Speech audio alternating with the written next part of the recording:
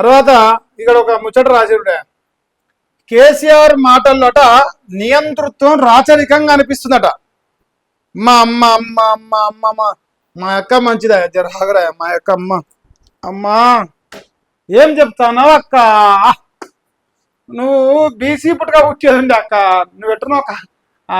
భగవంతుడు మరి కేసీఆర్ కన్నా పుట్టించింది నిన్ను కానీ ఓయమ్మ ఇప్పుడు నువ్వు బీసీనా అక్క, నువ్వు బీసీనా? ఓయమ్మ మా అక్క మంచి మంచి మాట మాట్లాడుతుంది. కేటీఆర్ మాటలట మరి నియంతృత్వం రాచరికంగా అనిపిస్తుంది.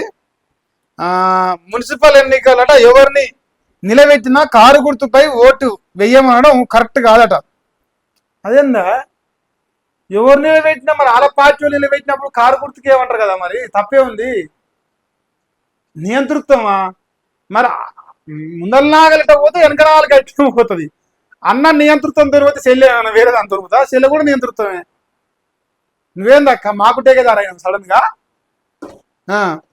ఇక కులం కాదు గుణం చూసి ఓటేయండి. మన గుణం మంచిది అక్క. ఇది రేవంత్ రెడ్డి కోసం నాయన ఇట్లా అన్న ఇట్లా మన పోసే గుణం మాది, మామూలు గుణం కాదు. గుణం చూసి అంటే ఓటేరా దయచేసి. అక్కడ పులిసింబలకి వెళ్ళి నిలబడదు సింహం.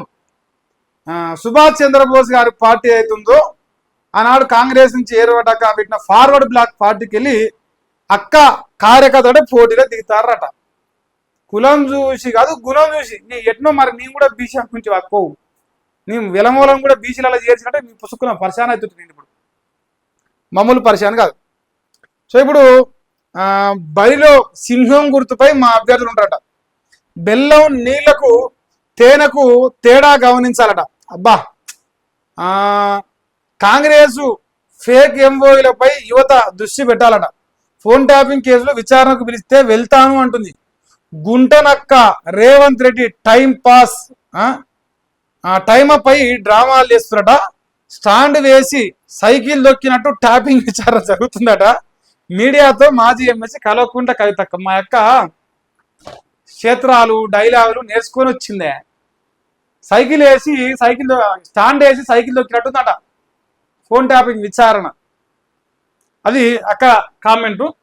మొత్తానికైతే గుంటనక్క రేవంత్ రెడ్డి అంటే ఇప్పుడు హరీష్ రావు రేవంత్ రెడ్డి టైం అప్ అన్నట. కానీ టైం అయిపోయినాక డ్రామాలు ఆడుతున్నట అక్క అంటుంది. ఇక మరి మీడియాతో మారంటే ఫోన్ ట్యాపింగ్ కేసులో పిలిస్తే అక్క పోతాడ. అంటే ఇంటల్లుడు ఫోన్ ట్యాపింగ్ చేసిర్రు కదా, అక్క చెప్పింది కదా, అక్క డిసైడ్ చేసింది కదా. సో మరి ఇంటల్లుడు ఫోన్ ట్యాపింగ్ చేసిరని మరి విచారణ పిలిస్తే పోతా అంటాను. ఇంకా మీరైతే అందరూ అయిపోయారు అక్క. ఇప్పుడు నువ్వే నేను అనుకుంటున్నాను నేను పొద్దుగాల నుంచి. మరి కేటీఆర్ హరీష్ రావు సంతోష్ రావు కేసీఆర్ అందరూ అయిపోయారు. ఇంకెవరు పిలుస్తానికి అనుకున్నా.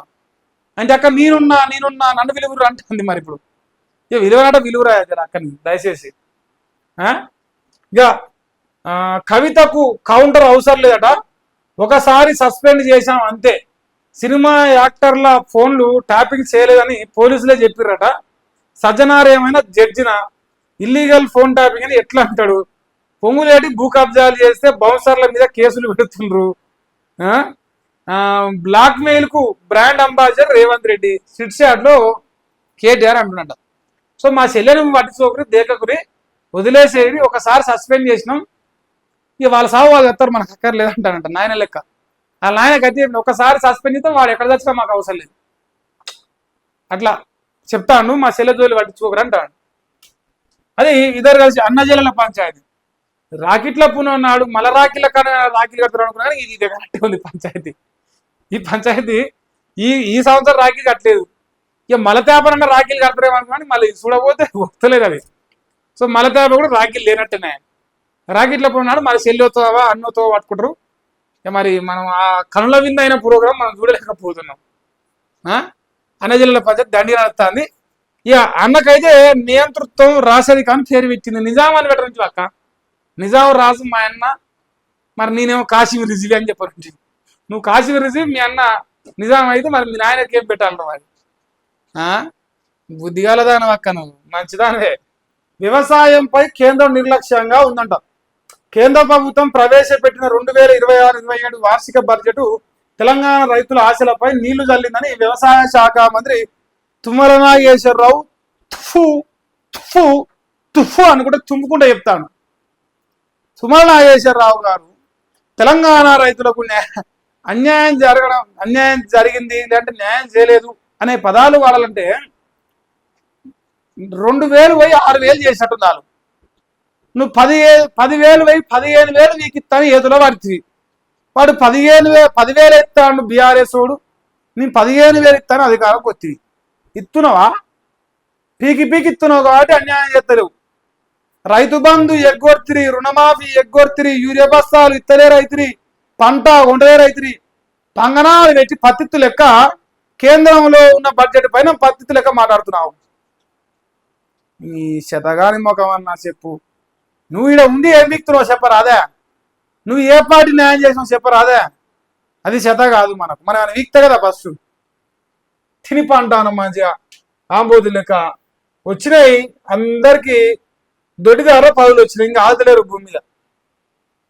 అయ్యో ఈయనొకటి నిందితుడా అనుమానితుడా ఫోన్ టాపింగ్ కేసులో కేసీఆర్ పాత్ర ఏంటి?